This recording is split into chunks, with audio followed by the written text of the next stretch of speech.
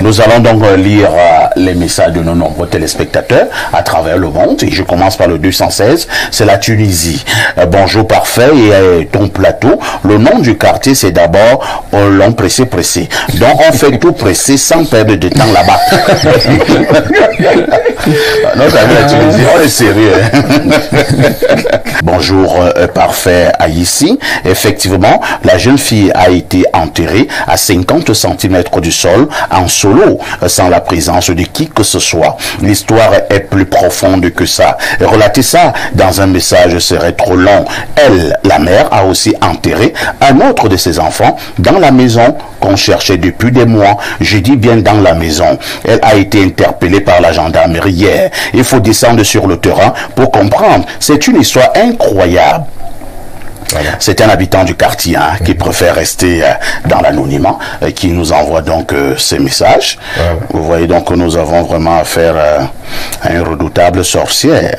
Tout à fait. Nous allons passer la parole à Pierre Blériot-Niamey comme d'habitude et nous livre la dénonciation de ce jour. Parfois ici, je prends le risque de livrer la dénonciation de ce jour. Je n'ai pas pu me rendre sur les lieux des faits. Mais je suis pressé depuis 2 jours de dénoncer un enterrement rocambolesque au quartier Olon Pressé. C'est comme ça qu'on appelle Olon Pressé. C'est après Happy. Vers Odia là-bas. Vers Odia, voilà. Je connais vraiment pas les lieux, mais je suis pressé depuis 2 jours de faire cette dénonciation. Il s'agit d'un enterrement d'une jeune fille par sa propre maman. La jeune fille est décédée il y a quelques jours et sa maman, sans informer qui que ce soit, a fait creuser superficiellement une tombe de moins d'1 mètre de profondeur par des passants et aurait enterré sa fille dans cette tombe-là. Les populations qui m'appellent constamment s'inquiètent de ce que cette situation va créer un pourrissement de l'environnement. On dit que, quand je dis même moins d'1 mètre, on m'a parlé de 50 cm. Incroyable. Elle a fait creuser. Et puis les gens, la presse de répondre. Pourquoi elle a fait, elle ne répond à personne. Elle est cloîtrée dans son domicile depuis 3 jours, ne sort pas de là.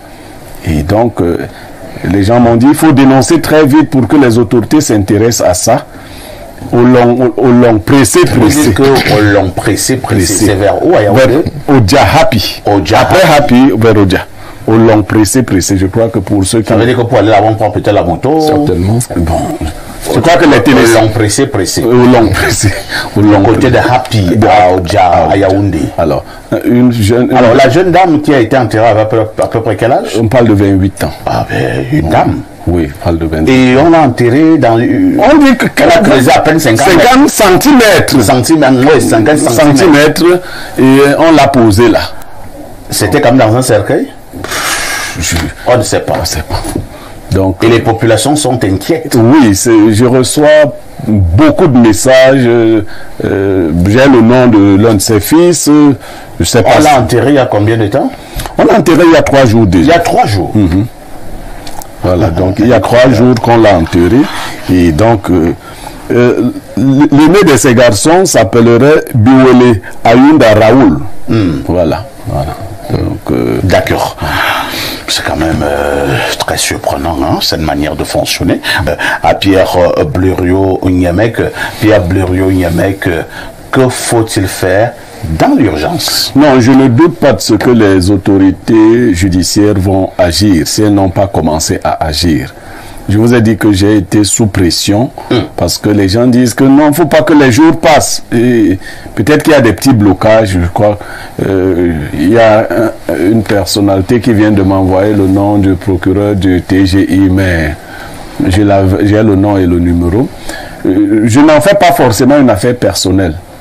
J'ai ouvert la voie pour que cette population elle-même agisse. Parce qu'il ne faut pas seulement, nous ne sommes pas un tribunal.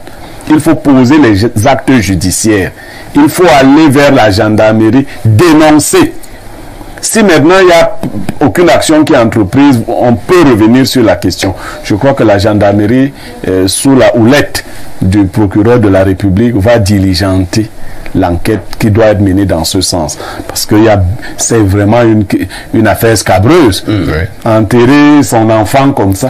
Et d'ailleurs, vous n'avez même pas... Attends, comment une femme fait même pour apprêter le corps de l'enfant? C'est pas imaginable. Non. C'est-à-dire ton enfant, si on trouve que la femme a déjà lavé le corps, c'est que c'est déjà la sorcellerie qui a commencé. Oui. C'est-à-dire que vous mourrez, votre maman lave le corps elle-même. Le courage la vient même d'abord. Il y a eu une situation. Il y a même un trafic de semences qui peut être en perspective. De nos familles chez les Étones. Effectivement, sa fille était morte, une fille également, la trentaine. Elle est morte là-bas au village, alors qu'elle ne vient pas au village. Mais lorsqu'elle était malade, elle est allée faire un tour au village. Et bref, là-bas, elle est décédée. Avant que la femme, c'est-à-dire sa maman, n'annonce la nouvelle à tout le village, elle-même a pris sa fille, elle a lavé sa fille, elle a habillé sa fille, et elle a fait coucher sa fille sur le lit. Et c'est à ce niveau qu'elle a donc commencé à alerter. Mais attends, Blériot, vous parlez de quoi? Quand mon père est arrivé dans ce lieu-là, parce que c'est un cousin, mon père, qui avait épousé cette femme, mon père est arrivé, il a dit, mais vous blaguez là. Il faut que cette dame nous dise pourquoi elle a lavé le corps de sa fille seule, sans annoncer d'abord au village. Et maintenant, qu'a-t-elle fait de l'eau qu'elle a utilisée en lavant ce corps? Blériot, on a passé toute une nuit dans cette affaire. Non, mais ceux qui nous écoutent, ceux qui sont de vrais Africains comprennent. L'eau des cadavres, la première eau des cadavres, on l'utilise pour beaucoup de pratiques. Voilà. Pour l'endormissement, les bandits utilisent cette eau-là, les bandits initiés, c'est cette eau qu'on vous verse sur la clôture, ou à l'entrée de la porte. Vous dormez comme le cadavre, et on dévalise. Cette eau, les femmes l'utilisent pour les envoûtements de haut niveau. Donc une femme qui lave le corps est une sorcière. Donc l'utilise même pour les empoisonnements. C'est un poison dangereux. Donc une femme qui reste seule, elle lave toute seule le corps de son enfant et tout. Non. On ne peut pas savoir ce qu'elle a fait de tous ces produits-là.